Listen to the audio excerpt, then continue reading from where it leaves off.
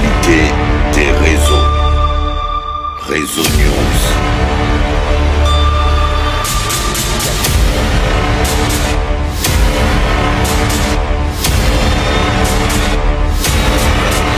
Actualité des réseaux. Réseau News. Donc là, ils ont accusé cet homme d'avoir abusé de sa propre fille puis de s'être débarrassé d'elle. Mais en vérité, c'est pas du tout ce qui s'est passé. Parce que James, lui, il était tranquillement en train de regarder un film avec sa fille Genia qui était âgée de seulement 9 mois. Mais le problème, c'est qu'elle était allongée sur son torse, puis il a passé son bras par-dessus et malheureusement, il s'est endormi. Et quand il s'est réveillé, il s'est aperçu que la petite Genia, elle arrivait plus du tout à respirer. Alors il va vite appeler une ambulance qui va la ramener à l'hôpital. Mais malheureusement, c'est là-bas qu'elle va nous quitter. Et encore une fois, malheureusement, mais c'est là que ça devient intéressant parce que les médecins, eux, ils ont fait un rapport dans lequel ils assurent que la petite, elle a été abusée, puis... Et donc après ça, à chaque fois que James il apparaissait devant le juge, il y avait une grande foule qui l'attendait devant le tribunal prête à l'insulter. Parce que ouais, à ce moment-là, c'était la personne la plus détestée du pays et en vérité, on peut comprendre pourquoi. Mais James, lui, il lâchera pas l'affaire et encore pire, il changera pas de version parce que pour lui, c'est un homicide involontaire. Mais le juge, lui, il voulait rien savoir parce qu'il lui a dit, mon garçon, tu vois, sur le rapport des médecins, ils disent que dans les fesses de ta fille, il y avait une fissure. Mais James, lui, il a essayé de leur expliquer au moins 20 000 fois qu'il y a quelques jours de ça, sa fille, elle était constipée. Ouais, je sais pas pourquoi, mais je te crois pas du tout, donc va en prison vite fait et laisse-moi réfléchir. Et donc 2 mois plus tard, il a eu son verdict et ils l'ont finalement jugé non coupable. Et ce qu'il faut savoir, c'est que pendant ces 2 mois, ils ont changé le médecin qui gérait les rapports d'autopsie et il a clairement dit que James, il a pas du tout abusé de sa fille et qu'il s'agissait bien de traces de constipation et surtout, il s'est pas débarrassé d'elle. Actualité des réseaux. Réseau News.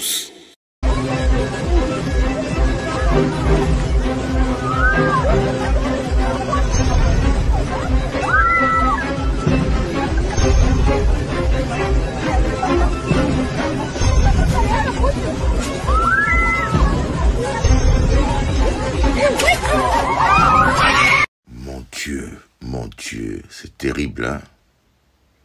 C'est triste.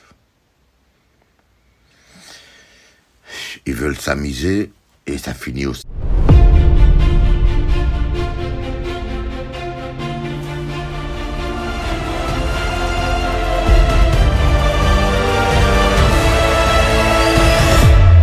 Actualité des réseaux. Réseau News. هات الله هات هات مو فوت يلي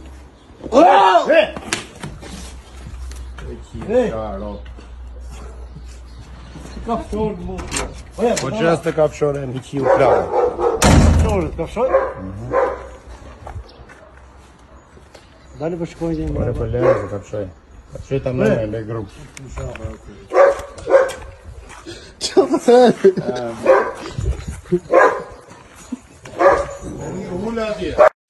My God, mais qu'est-ce que ces gens-là cherchent?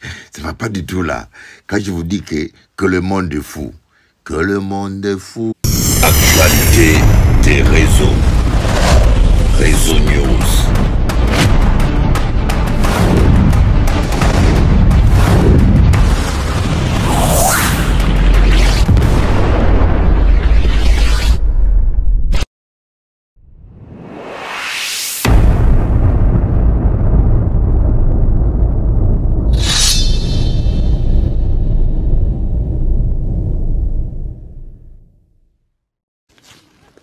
Dans ce cimetière, dans le sud de la Tunisie, Nadia est venue se recueillir sur la sépulture de sa mère.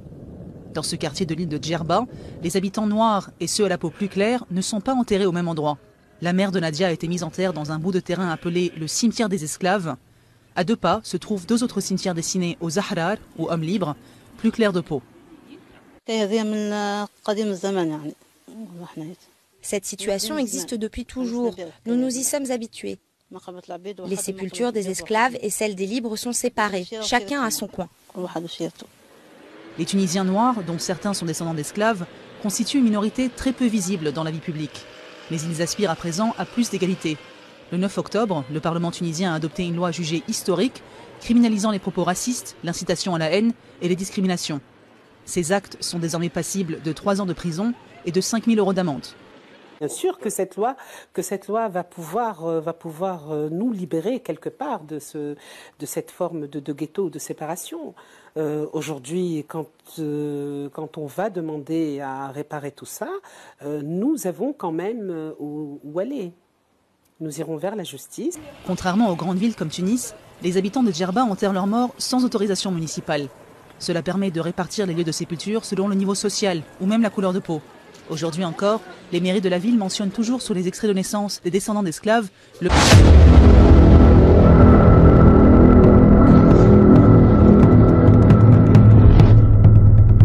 Actualité des réseaux. Réseau News.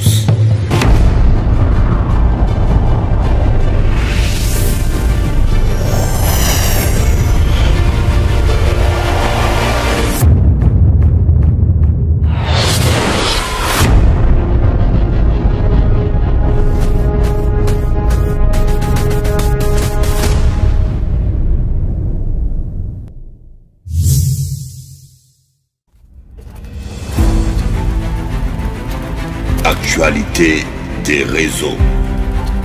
Réseau News.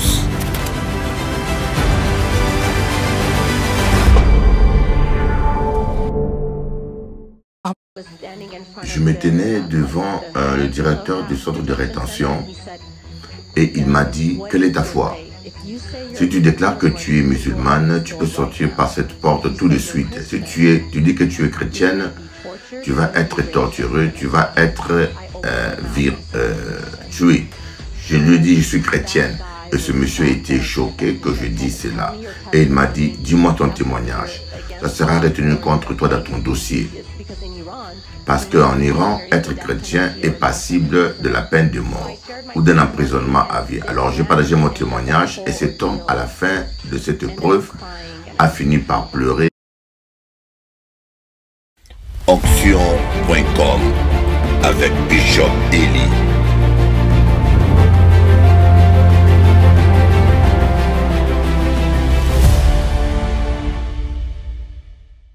De personnes déportées et 1400 ans d'esclavage, saviez-vous que l'esclavage en terre arabo-musulmane a touché des millions de personnes, autant que la traite atlantique? À partir du 7e siècle, des esclaves africains ont été capturés et utilisés dans les mines, les plantations ou encore pour la construction de canaux d'irrigation. Et pourtant, selon le Coran, l'esclavage n'était pas autorisé entre musulmans. Mais de nombreux musulmans d'Afrique noire ont été réduits en esclavage. Pourquoi? Parce qu'on a décrété l'infériorité des hommes noirs. Ibn Khaldoun, grand penseur du XIVe siècle, affirmait d'ailleurs que les personnes noires étaient plus proches du stade animal. Les survivants de ces razzias meurtrières traversaient ensuite le Sahara avant d'être vendus dans des marchés d'esclaves à Bagdad, Le Caire ou Istanbul. Beaucoup subissent alors la castration, entraînant un taux de mortalité de 70 à 80%. C'est pour ça qu'il y a peu de descendants d'esclaves africains dans ces pays.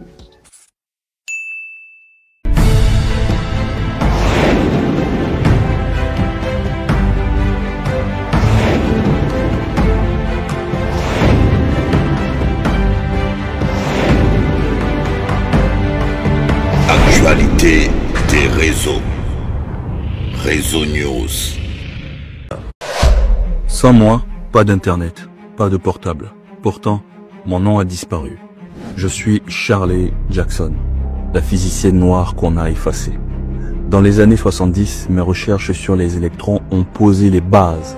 Le téléphone portable, le fax, les fibres optiques. Mais quand Bell Labs a breveté tout ça, on a crédité l'équipe. Une équipe soudainement très blanche et très masculine. Aujourd'hui, je suis la première femme noire au MIT. Mais combien savent que leur iPhone, leur smartphone existent grâce à mes calculs? La science aime nos cerveaux, mais pas nos visages. Ils appellent ça le progrès. Moi, j'appelle ça du vol avec effraction scientifique. Merci d'aider cette vidéo à être virale. Like, enregistre, commente. Je suis Shirley Jackson, la physicienne noire. Actualité des réseaux. Réseau News. Bonjour, chers amis téléspectateurs. Comme Marc a dit, c'est avec un grand plaisir que je veux partager avec vous la parole de Dieu, la parole de vie. je vous rappellerai toujours cette parole qui dit, au commencement était la parole, et la parole était avec Dieu, et la parole était Dieu. Dans cette parole de Dieu, il y a la vie. Ça m'étonne que certaines personnes pensent que la Bible n'est qu'un livre écrit par des historiens, par des humains. C'est vrai, la Bible a été écrite par des humains, mais des apôtres, des hommes saints, inspirés par le Saint-Esprit. Donc le Saint-Esprit a inspiré des hommes, comme l'apôtre Paul, comme Moïse.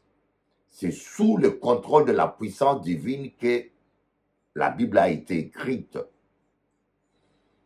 Et puis, qu'est-ce qui me prouve que ces hommes-là ont été réellement inspirés par le Saint-Esprit? Je pense que certains parmi vous, intellectuels, doivent se poser la question. Qu'est-ce qui prouve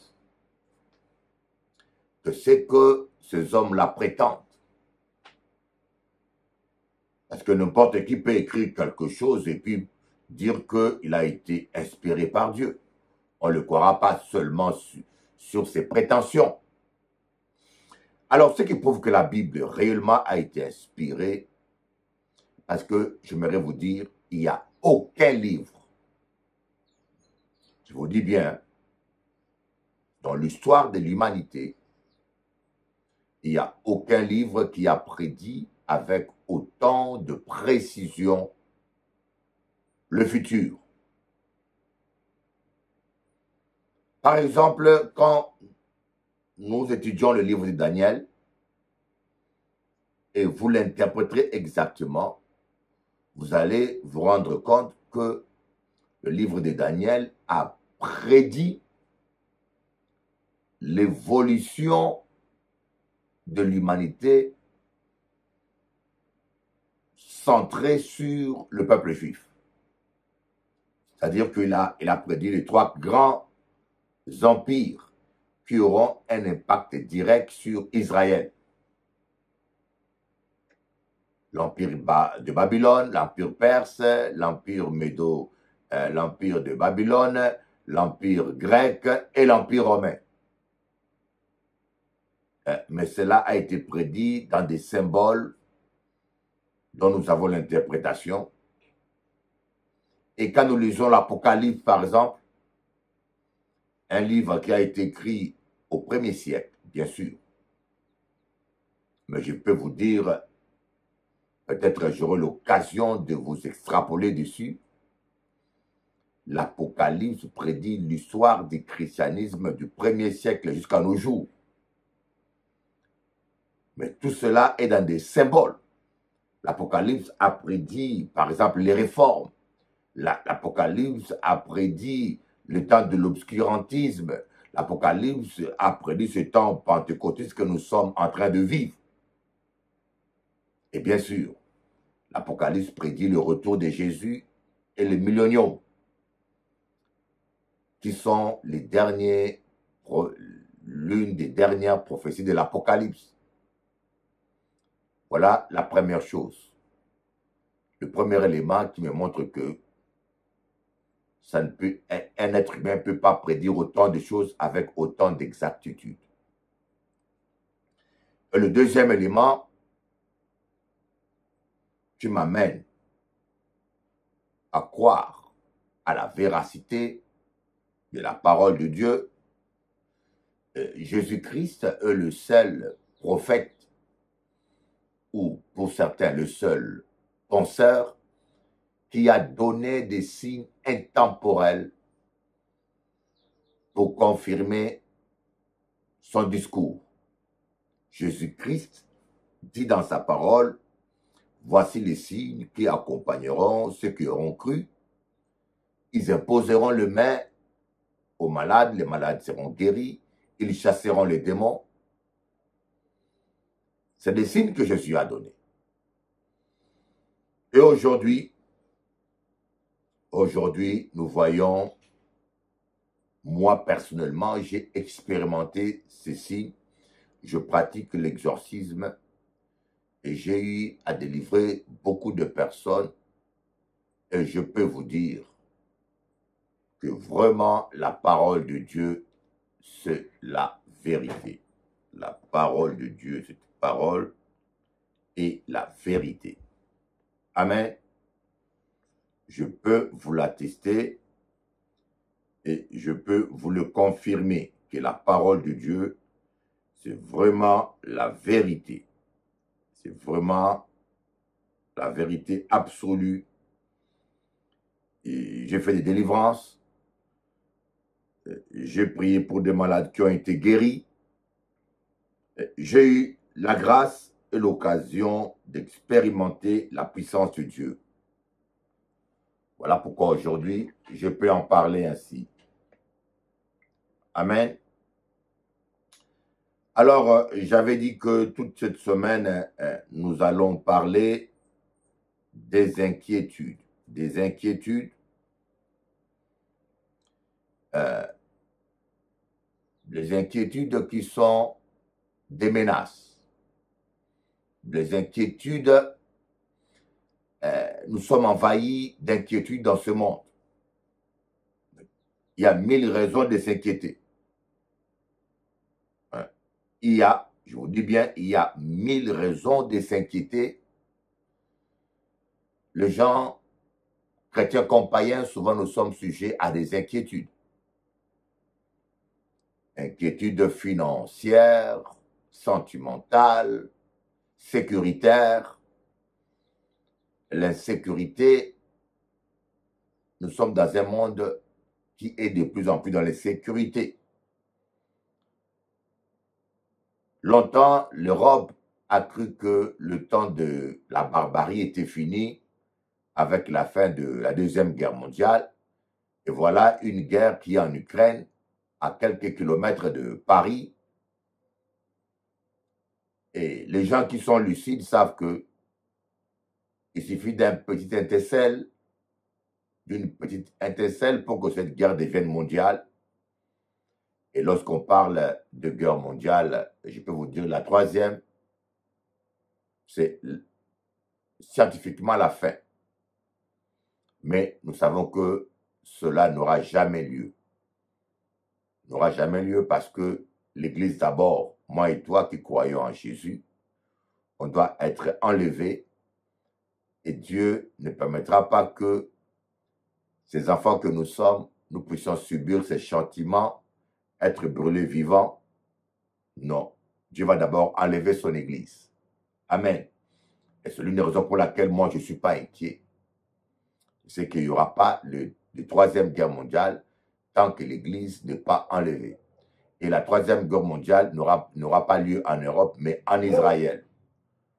Lorsque toutes les nations vont aller pour imposer leur dictat à Israël. Et la Bible dit que c'est là où Dieu va rentrer en jugement avec toutes les nations qui ont maltraité les Juifs dans le monde. Voilà un peu. Mais alors, l'une des raisons pour laquelle il ne faut pas s'inquiéter,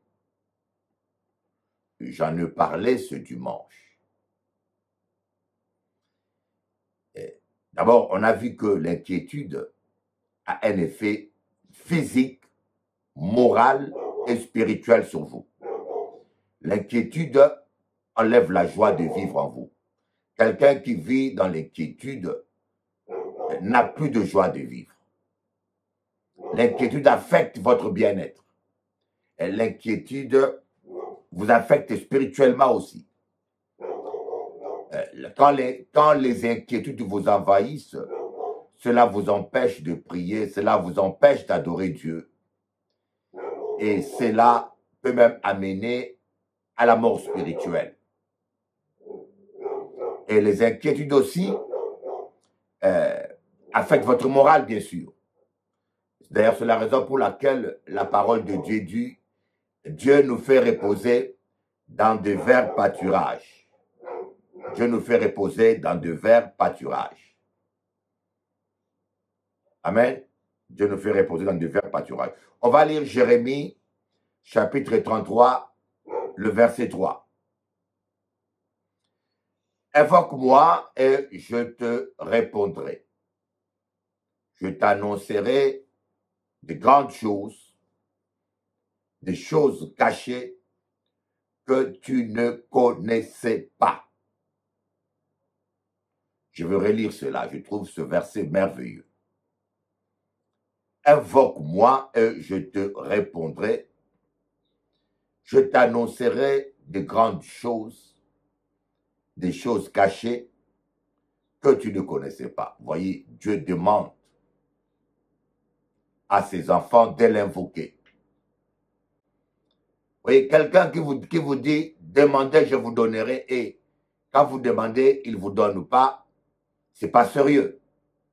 Moi, personnellement, je vous dis, le Dieu que nous croyons, le Dieu que décrit la Bible, ne peut pas vous demander de l'invoquer et puis de ne pas vous répondre. Il le promet dans sa parole, invoque-moi et je te répondrai.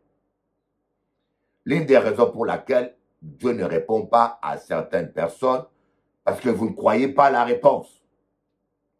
C'est une loi. Il te sera fait selon ta foi. C'est une loi inéluctable. Vous savez, il y a des lois, par exemple la loi de la pesanteur.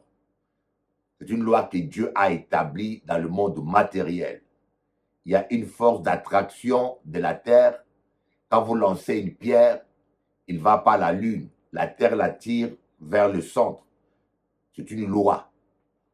G, force d'attraction égale à 9,8, je crois, si je ne me trompe pas. Donc, maintenant, il y a des lois aussi spirituelles. Des lois spirituelles. Et l'une des lois la plus puissante qui nous concerne directement, c'est la loi de la foi. Il te sera fait selon ta foi. Jésus a guéri les malades. Il fallait que les gens aient foi. Donc, quand nous lisons Jacques chapitre 1, l'apôtre Jacques dit, celui qui doute, qui ne pense pas qu'il peut obtenir quoi que ce soit de la part de Dieu. Celui qui doute, qui ne pense pas qu'il peut obtenir quoi que ce soit de la part de Dieu. Voyez. Alors Dieu nous dit, invoque-moi et je te répondrai. L'une des raisons principales qui explique le non-exaucement, c'est le manque de foi. Vous voyez, quand on vous donne un chèque, voyez, vous venez me voir, vous me demandez, vous allez voir peut-être votre père ou quelqu'un qui vous aime, vous avez des besoins, vous lui demandez de l'argent, 1000 €, et il vous fait un chèque de 1000 €. Mais si vous ne croyez pas en ce chèque, vous ne l'encaissez pas, vous n'aurez jamais les 1000 € dans votre compte. L'argent ne sera jamais transféré dans votre compte. Voilà. C'est pour cela, dans Genèse, il est écrit, Abraham crut et cela fut imputé à son compte. Oui. Donc, quand vous croyez, la foi déclenche la puissance de Dieu. La foi vous met en connexion avec la parole de Dieu. Et c'est la foi qui donne, comment j'ai dit, c'est la foi qui ouvre la porte au miracle. Il te sera fait selon la foi. Alors, si vous ne croyez pas que Dieu, il y a beaucoup de chrétiens,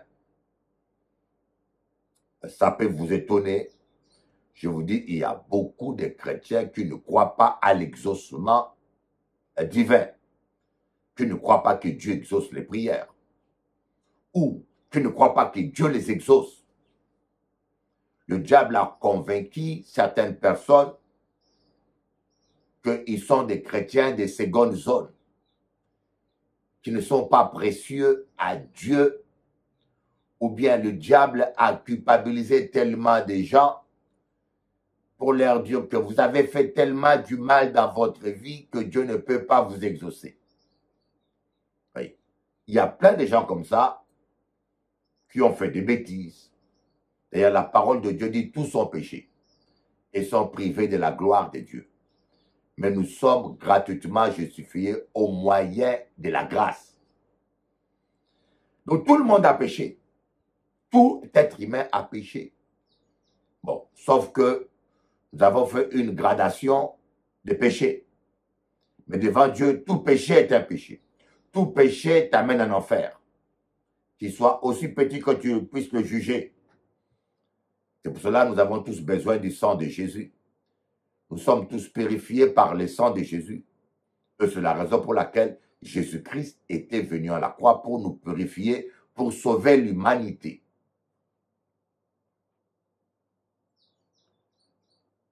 Donc, le diable a culpabilisé beaucoup de gens pour les convaincre que, à cause de leur passé, Dieu ne peut pas l'exaucer. Toi, tu as commis un meurtre, donc Dieu ne peut pas t'exaucer. Et pourtant, nous voyons un exemple à la croix. Ces malfaiteurs qui étaient crucifiés avec Jésus a dit, Seigneur, souviens-toi de moi quand tu seras dans ton royaume. Dieu va lui répondre, aujourd'hui même, tu seras avec moi dans le royaume de mon Père. Alors, tous les terroristes, les malfaiteurs, les violeurs, tous les gens qui sont en prison là, qui m'écoutent, j'aimerais vous dire, si pour les hommes vous êtes condamnés, c'est fini pour vous. Avec Jésus, c'est encore possible. Réagissez bien, dites au Seigneur, souviens-toi de moi dans ton royaume. Il va te pardonner. L'amour de Dieu est tellement grand. L'amour de Dieu est tellement grand. Alors nous voyons Dieu qui va demander à ses enfants, invoque-moi et je te répondrai. Mais pourquoi est-ce que Dieu a besoin qu'on l'invoque pour qu'il nous réponde? Au lieu de t'inquiéter. D'ailleurs, l'apôtre Paul dit, on a vu ce verset, ne vous inquiétez de rien, faites connaître à Dieu vos besoins. Mais est-ce que Dieu ne connaît pas nos besoins? Il est celui qui sonde le cœur et le rein. Il voit bien nos souhaits. Il lit nos cœurs. Mais pourquoi a-t-il besoin que nous puissions l'invoquer? Parce que c'est une loi spirituelle. Il y a des lois spirituelles que Dieu a établies. Et comme il est juste, il le respecte. Amen. C'est pour cela, nous allons voir ce verset. L'apôtre Jacques dit, vous n'avez rien parce que vous ne demandez pas. Vous ne possédez pas parce que vous ne demandez pas. Nous allons voir cela dans Jacques chapitre 4, verset 2. Vous convoitez et vous ne possédez pas. Vous êtes meurtrier et envieux et vous ne pouvez obtenir. Vous avez des querelles et des luttes et vous ne possédez pas parce que vous ne demandez pas. Vous ne possédez pas parce que vous ne demandez pas. Vous voyez? Si vous ne demandez pas, vous ne posséderez pas. Vous comprenez pourquoi est-ce que beaucoup de gens manquent de tout. La parole de Dieu dit, l'Éternel est mon berger, je ne manquerai de rien. Mais il y a des chrétiens qui manquent de tout. Et Jacques répond. D'abord, il y en a qui sont incrédules, qui ne croient pas à la réponse. Et deuxièmement, il y en a qui demandent mal pour satisfaire à leur convoitise. Troisièmement, il y en a qui ne demandent même pas. Oui, qui ne demandent même pas et ils ne possèdent pas. Donc, l'une des raisons pour laquelle beaucoup de chrétiens sont fauchés, sont dans la pauvreté, dans la misère, parce que nous ne demandons pas. Le fils prodigue, à un moment donné, est retourné demander à son père. Il a pris son héritage, il est allé le gaspiller, il a commencé à manger la nourriture de cochon, il s'est retrouvé tellement bas, mais il y a un moment donné, il est rentré en lui, il a dit, mais même le serviteur de mon père ne mange pas aussi mal. Je vais retourner et demander à mon père de me traiter au moins comme un de ses serviteurs. Il est retourné demander. Et je pense que si il n'avait pas demandé, il serait resté dans la misère. Donc Dieu dit, invoque-moi et je te répondrai. Et parce que, écoutez bien, Dieu ne peut pas intervenir dans ta vie si tu ne lui demandes pas. Dieu ne peut rien faire que tu ne lui as pas demandé. Jésus-Christ dit dans l'Apocalypse, Jésus lui-même dit dans l'Apocalypse, je suis à la porte et je frappe. Donc Jésus ne force pas la porte, ne casse pas la porte, n'entre pas dans ta vie, s'impose pas. C'est les démons et les puissances occultes qui sont des oppresseurs et qui s'imposent. Je crois que quelqu'un qui t'aime va respecter ta liberté. Dieu nous a créés avec le libre arbitre. C'est pour cela qu'il a dit à Adam, ne mangez pas de l'arbre de ce, le fruit de cet arbre. Le jour où vous en mangerez, vous mourrez.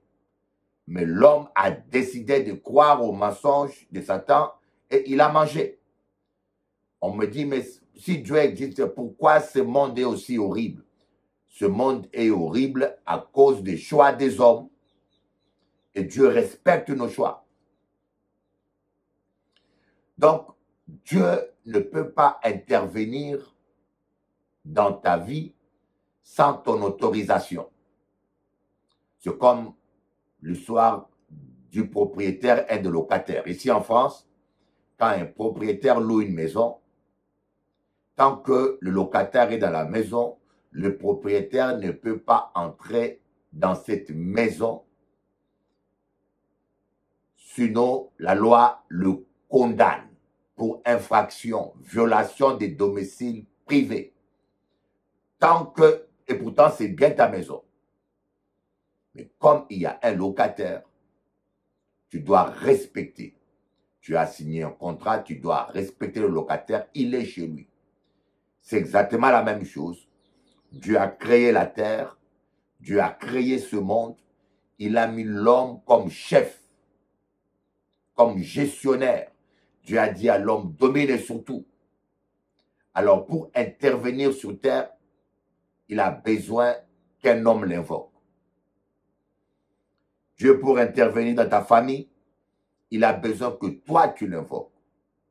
Dieu pour intervenir dans ta santé, il a besoin que toi tu l'invoques. Donc vous recevez ce que vous demandez. Demandez et vous recevrez. Dieu dit, invoque-moi et je te répondrai. Alors, si vous ne demandez pas, supposons que j'ai un problème de santé et j'ai des besoins financiers.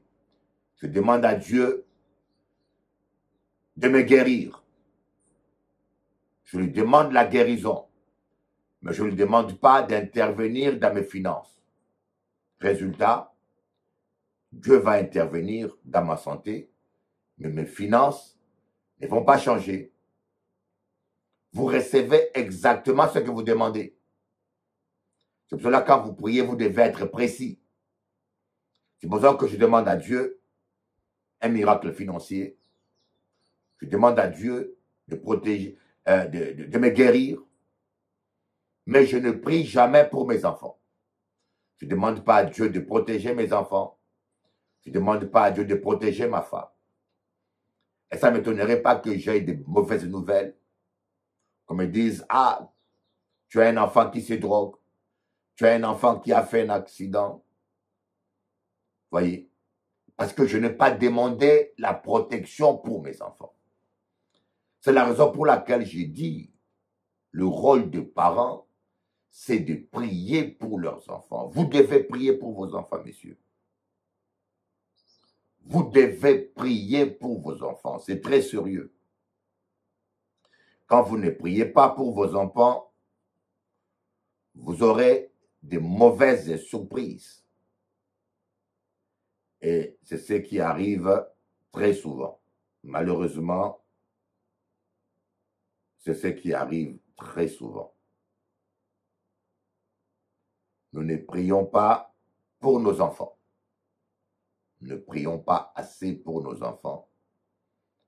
Et nous allons de déception en déception et d'échec en échec.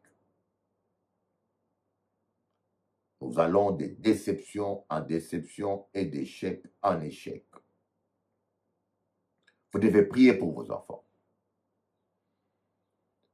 Et c'est très important qu'un parent, qu'une mère prie pour les enfants et cite leur nom chaque matin, chaque soir.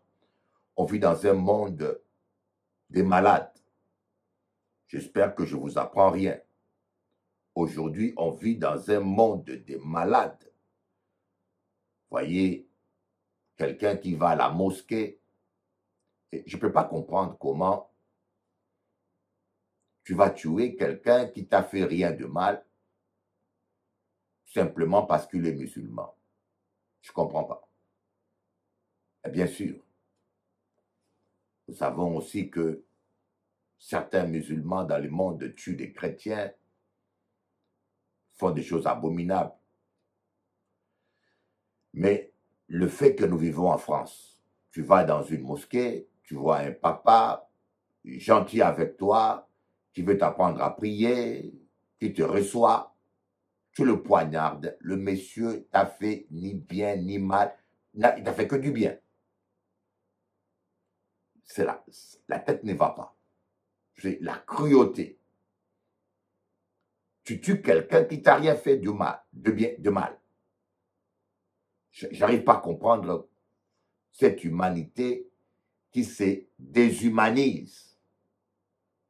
Vous savez, on dit l'homme est le seul animal qui tue par méchanceté.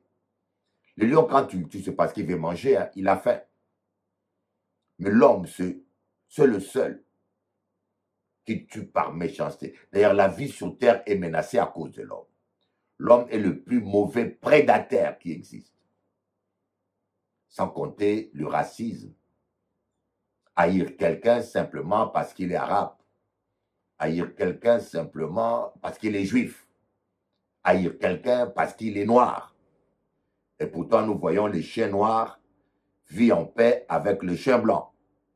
Les chiens noirs vivent en paix avec les chiens rouges. Le chien, je ne sais pas quelle couleur encore. Mais l'être humain qui est intelligent n'arrive pas à vivre en paix avec quelqu'un qui a une autre couleur de peau. Mais poussons un peu le raisonnement plus loin. Entre les blancs, il y a des blancs roux, il y a des blancs cheveux roux, il y a des blancs cheveux noirs, il y a des blancs cheveux blancs. Alors, pourquoi il y a seulement les racismes sur la peau, hein? Allez-y jusqu'aux cheveux. Ça n'a pas de sens tout ça. Ça n'a pas de sens. Donc nous voyons là, ce que vous ne demandez pas, vous ne pouvez pas l'obtenir. L'apôtre Jacques dit, vous ne possédez pas parce que vous ne demandez pas. Quand tu ne pries pas pour tes enfants, quelque part tu les exposes aux puissances des ténèbres. Je vous dis, quand tu ne pries pas pour ton mari, quelque part tu l'exposes. Quand tu ne pries pas pour ton pasteur, quelque part tu l'exposes. J'ai souvent vu des gens critiquer, ah tel pasteur est tombé, ah tel pasteur est tombé. Parfois il est tombé parce qu'il n'a pas eu de couverture. Parfois il est tombé parce qu'il a été envoûté. Vous me dites, oh, un pasteur envoûté. Eh bien, ça peut arriver, je vous dis. Parce que le pasteur, comme général, serviteur de Dieu, il est plus attaqué que vous. Parce que le diable sait que s'il arrive à toucher la tête, tout le corps est perdu. L'une des raisons pour laquelle il y a beaucoup de scandales aujourd'hui, ce n'est pas seulement, c'est vrai qu'il y a beaucoup de faux prophètes et des charlatans, mais ce n'est pas seulement pour ça, mais c'est parce que il y a beaucoup de démons. Satan est retourné vers la terre avec ses démons, malheur à la terre, sachant qu'il lui reste très peu de temps, Apocalypse 12, et ces démons-là attaquent les hommes de Dieu surtout, en premier. Ces démons-là, leur priorité, c'est les hommes de Dieu. Donc les hommes de Dieu, quand ils tombent, le diable il sait qu'il y a un scandale, la voix de la vérité sera salie, donc il préfère se concentrer sur les pasteurs que sur les brebis.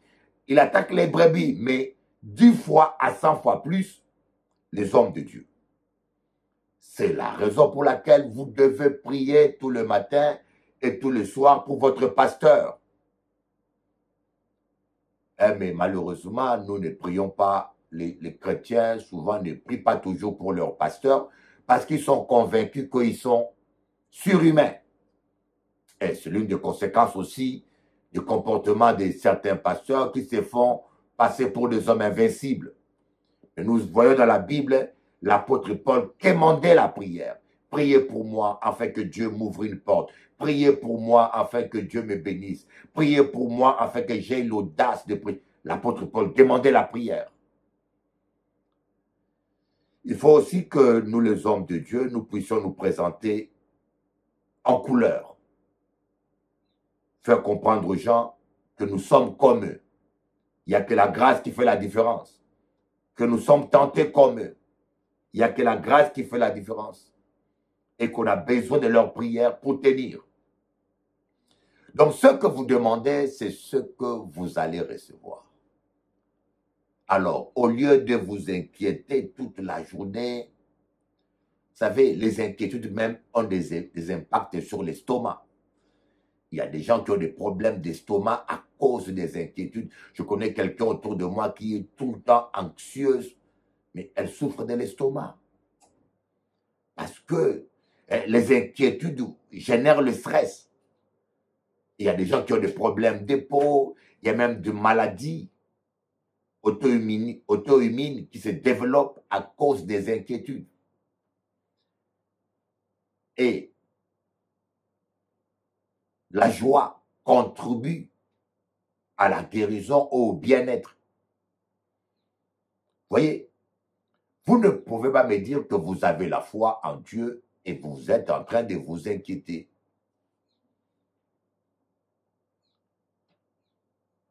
Un homme qui s'inquiète, il est comparé à la graine qui est tombée dans la parabole du semeur dans une terre où il y a des épines qui poussent et qui l'étouffent. Vous voyez? Les inquiétudes étouffent la vie de Dieu en vous. Vous devez dominer les inquiétudes. Demandez. Mais il y a des choses qu'on ne demande pas. Je pense que moi-même, pendant un temps, je priais pour mes enfants, mais pas régulièrement. Le jour où j'ai compris ce passage, que Dieu me donne exactement ce que je demande, c'est une loi spirituelle. Dieu aime tes enfants. Mais regardez, je vais vous donner un passage. J'aime bien que tout ce que je dis soit clairement démontré dans la Bible. J'aime bien ça. On va lire d'abord Matthieu 7, verset 7. Matthieu 7, verset 7. Demandez et l'on vous donnera. Cherchez et vous trouverez. Frappez et l'on vous ouvrira. Demandez pas et l'on vous donnera pas. Cherchez pas et vous ne trouverez pas. Ne frappez pas et l'on vous ouvrira pas. Ici, on voit le classement de la prière en intensité. Premier niveau, demander. Deuxième niveau, chercher. Chercher, c'est plusieurs prières, voyez. C'est un processus plus long. Et troisième niveau, frapper. Le royaume de Dieu appartient aux violents. Il y a des choses, il y a des percées que vous ne pourrez pas vivre quand vous ne frappez pas. Et croyez-moi, vous ne pouvez pas demander que Dieu vous donne la Guadeloupe avec la même prière, avec la même intensité que vous demandez à Dieu le pain. La Guadeloupe, une île. Vous ne pouvez pas demander à Dieu les nations avec la même prière intense que vous faites pour demander à Dieu un vélo. Voyez, c'est pas avec la même somme que tu achètes un hamburger, avec la même somme, 12 €, tu vas acheter une Mercedes. Seigneur, donne-moi une Mercedes. Non. Quand vous demandez à Dieu, oui, ce n'est pas avec la même somme que tu achètes une voiture, avec laquelle tu vas acheter une maison. Une maison, il faut un crédit. Il faut un crédit à vie. Un crédit qui dure 10 ans. Donc, 10 ans de prière. Il y a des prières qui peuvent durer 10 ans. Il y a des prières qui peuvent durer 5 ans.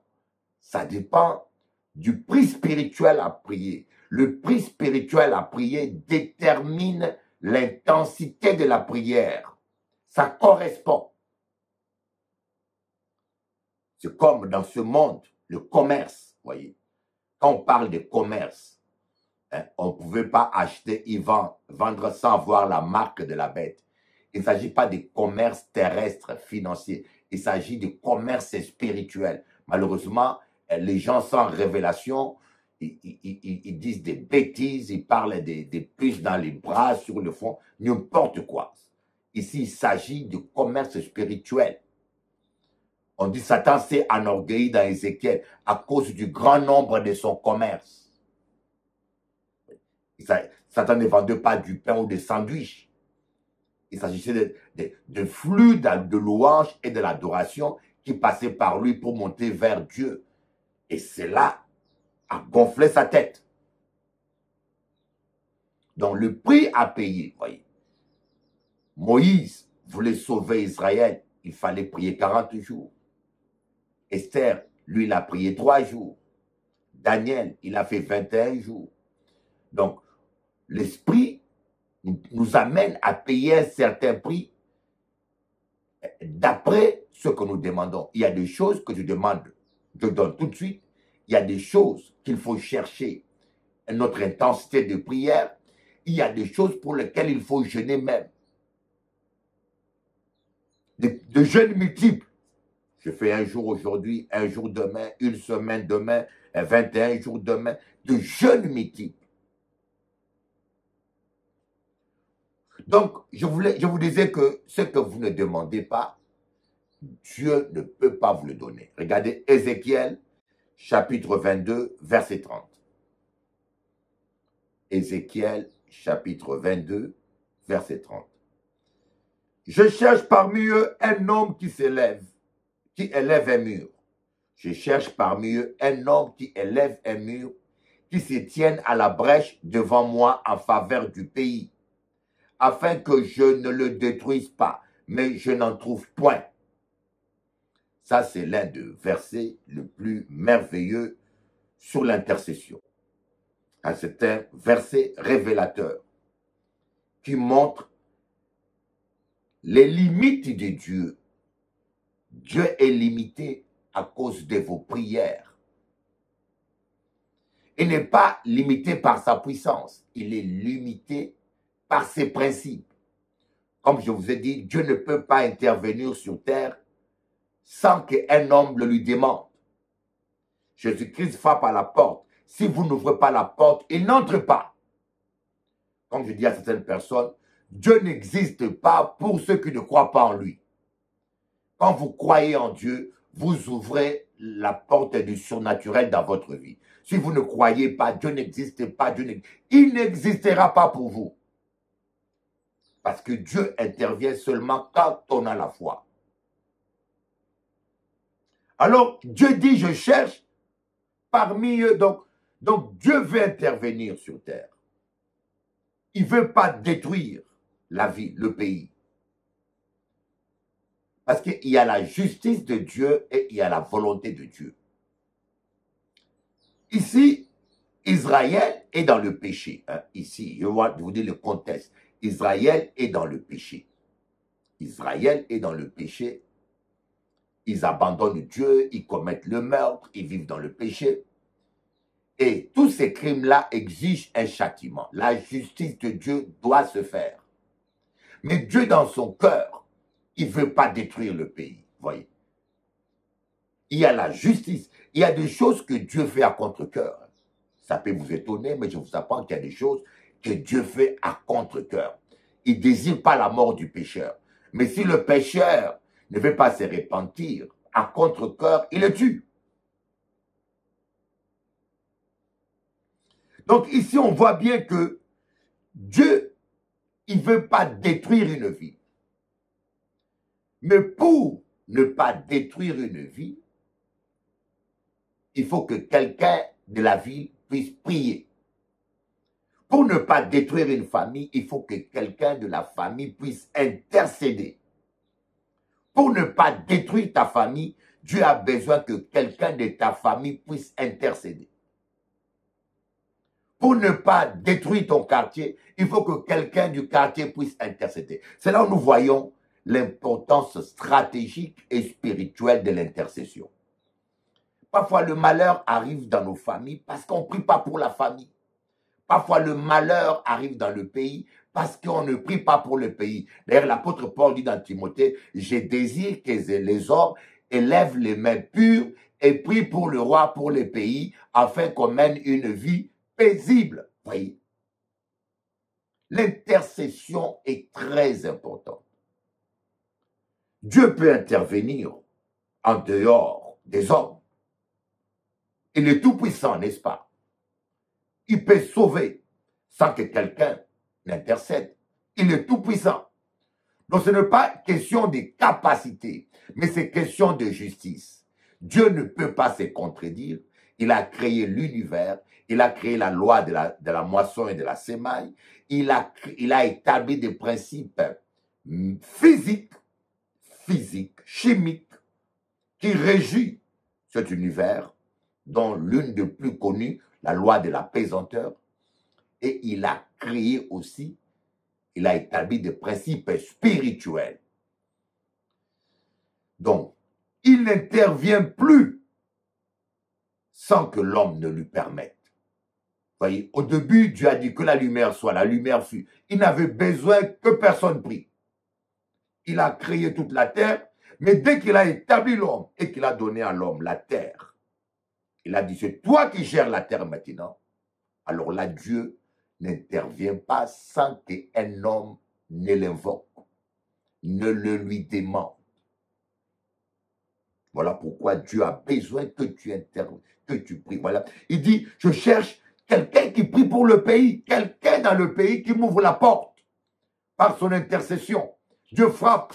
Il dit, je vais éteindre le feu. Vous avez mis du feu par vos péchés. C'est comme si les pompiers viennent, ils sonnent à la porte, ils viennent pour vous aider, mais vous n'ouvrez pas la porte. Mais les pompiers cassent la porte parce que la loi leur autorise. Mais Dieu, si tu n'ouvres pas la porte, il n'entrera pas. Il respecte ta volonté. Voilà pourquoi, quand vous priez, vous devez être précis. Priez pour votre mari, les femmes. Parfois, vous critiquez vos maris. Mon mari m'a trompé. Mais est-ce que tu pries pour lui? Est-ce que tu pries tout le matin, tout le soir pour ton mari? Des fois, tu critiques tes enfants. Mon enfant, il faut prier parce qu'on est dans un monde rempli et pollué des démons. On a besoin de prier. Vous avez besoin de prier. Voilà la première partie de mon émission. Ne vous inquiétez pas. Ne vous inquiétez pas, à la place prier. Le temps que vous gaspillez à vous inquiéter, le temps que vous gaspillez à gratter votre tête, à mal dormir, transformez-les en temps de prière. Comme je dis, si nous prions autant que nous critiquons, Oh, l'église serait puissante, l'église serait merveilleuse, l'église serait forte. Je connais une sœur que j'aime beaucoup, hein, mais elle passe des temps difficiles. Et je priais pour lui beaucoup. Et le dimanche, je me suis rendu compte qu'il y a eu une transformation. L'intercession, surtout vous les pasteurs, vous avez une dette. Vous devez intercéder pour vos fidèles. La suite, demain, ne vous inquiétez pas, priez. Ça cap tout monter aujourd'hui, les papis grand passé bon Dieu. Songez.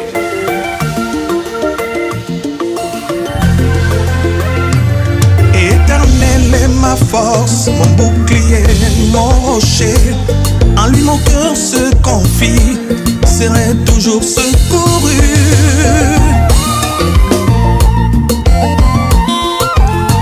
Malgré les épreuves d'aujourd'hui, moi je garde le silence, car Sabaoth combat pour moi et ma victoire est certaine. On y va, pas à pas. Je marcherai avec la victoire de la croix, car Jésus a tout accompli. Voilà le chant de mon cœur. Pas à pas, je marcherai avec la victoire de la croix, car Jésus a tout accompli. Voilà le chant de mon cœur. Mon Dieu est fidèle, Jésus est fidèle. Mon Dieu est fidèle, oui, c'est lui la victoire.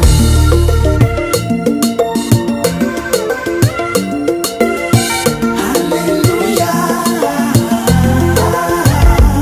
Esther était une étrangère, n'avait pas l'accès au trône, mais la grâce de Dieu sur elle a brisé cette loi.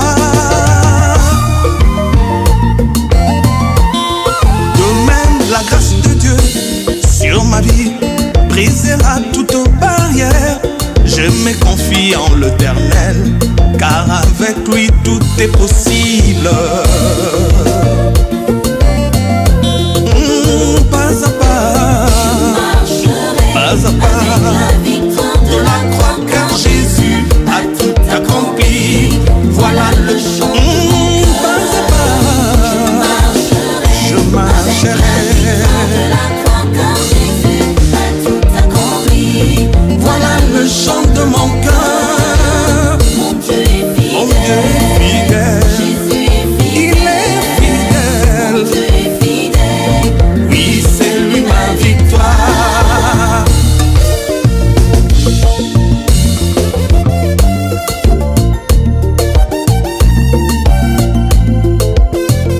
La situation que je traverse dans ma vie aujourd'hui peut paraître très compliquée aux yeux des hommes, mais non de Dieu.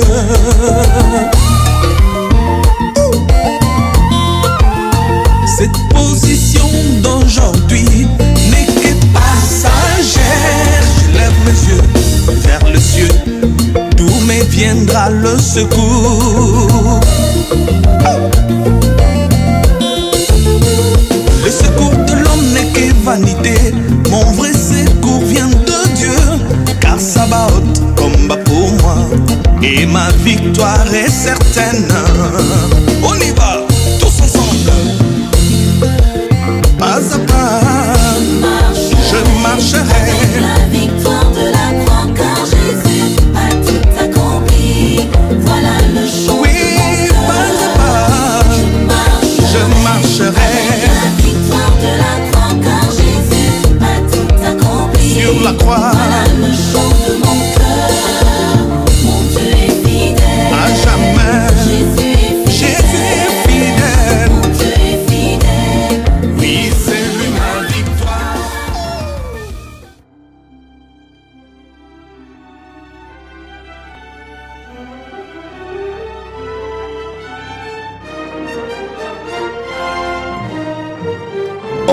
Onction.com avec Bishop Eli.